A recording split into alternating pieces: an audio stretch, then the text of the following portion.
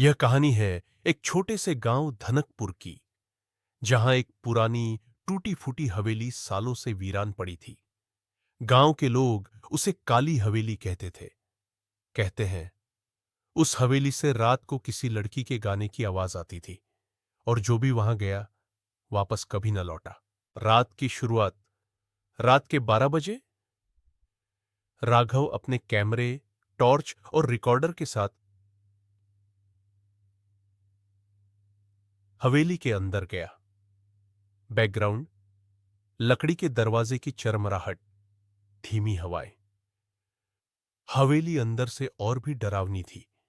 दीवारों पर पुरानी तस्वीरें, जाले और धूल की मोटी परत। राघव ने एक कमरा चुना और वहीं कैमरा सेट कर दिया। पहली अजीब घटना करीब 1 बजे। कैमरे में कुछ हलचल दिखाई दी।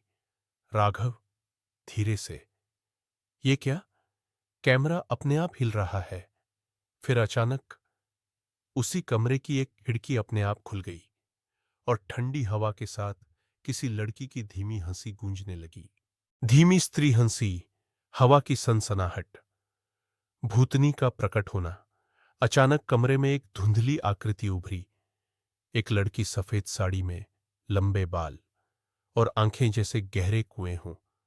भूतनी धीमे स्वर में, तुम भी मुझे भुला दोगे क्या राघव? राघव घबराकर, "त- तुम कौन हो?" भूतनी, मैं अनामिका हूं, इस हवेली की आखिरी राजकुमारी, जिसे उसके अपने प्रेमी ने धोखा देकर इसी कमरे में जिंदा दफना दिया था। बैकग्राउंड, दिल की धड़कनें, कोलाहल, सच का खुलासा। भूतनी की आंखों से आंसू टपक रहे थे, लेकिन वो खून की तरह लाल थे। भूतनी, मैं तब तक मुक्त नहीं हो सकती जब तक कोई इंसान मेरी सच्चाई पूरी दुनिया को न बता दे। रात का अंत, आत्मा की मुक्ति। जैसे ही राघव ने अपने कैमरे में पूरी कहानी रिकॉर्ड की और की हवेली में तेज उजाला फैल गया। भूतनी ने मुस्कुराकर कहा, अब मैं जा सकती हूं, धन्यवाद राघव।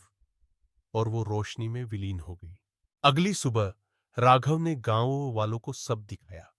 वीडियो, आवाजें, हवेली का इतिहास। लोगों की आंखों में आंसू थे। काली हवेली अब अनामिका स्मृति भवन बन गई। और राघव, वो एक फेमस फिल्म मेकर बन गया, जिसने अनामिका नाम की फिल्म बनाई और उसे नेशनल अवार्ड मिला। धीमी और शांत आवाज में, कुछ आत्माएं दुष्ट होती हैं, कुछ बेचैन, पर कुछ बस इंसाफ चाहती हैं। रात को जब हवाएं चलें और कोई पुरानी धुन सुनाई दे, तो रुक कर जरा सुनना, शायद कोई अनामिका आज भी कुछ कह रही हो।